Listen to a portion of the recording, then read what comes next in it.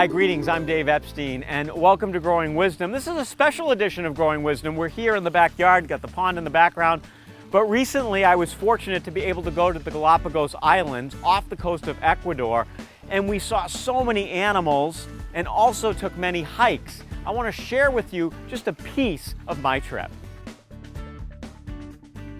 So what was interesting is that we're walking around the woods on this particular island, and what you're seeing is that actually this area, the conservation folks have kind of made for the turtles, so they can go in and they can give them some food.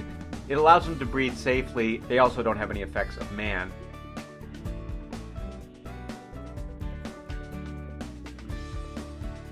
Now here, this is actually just someone's private farm. So what you're seeing is a turtle just hanging out. It's literally as if you went to a corn farm and there was a turtle. And so we watched these guys just walking around, and the folks that own this farm are in cooperation with the conservation folks for the Galapagos. So our guide Jairo began to tell us about how big these different turtles were, because it was interesting to know, what were we seeing? Were we seeing a turtle that was a year old, 5, 10, 15? And he really gave us an insight into what we were seeing. After hatching is like this. An individual around 3 years old is kind of like this, 5 years old like this. Right. No, 15, 25, like this kind of. Yeah. Then they keep growing.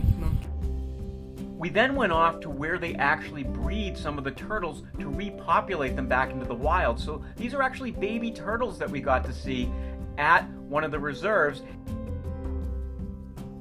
They have them all divided into different stages, how old they are. So some of these turtles are very young, others were up to a year old, and then eventually they'll be repopulated into the wild. They have a stock almost of turtles.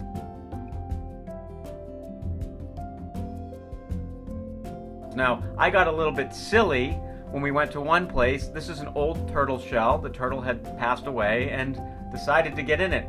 I gotta tell you, that turtle shell was very heavy. Carrying one of those things around for a century or more, that would not be fun.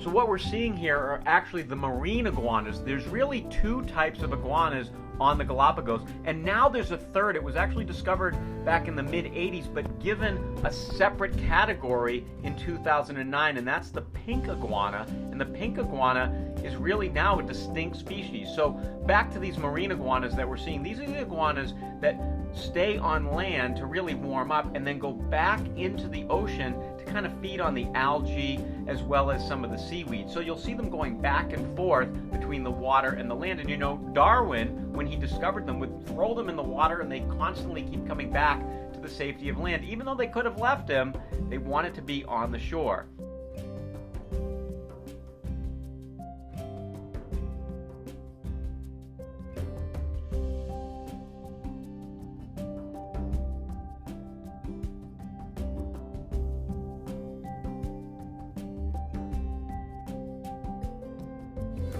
And then we came across this stone hut, and it was literally built into the mountainside, and you could see different areas.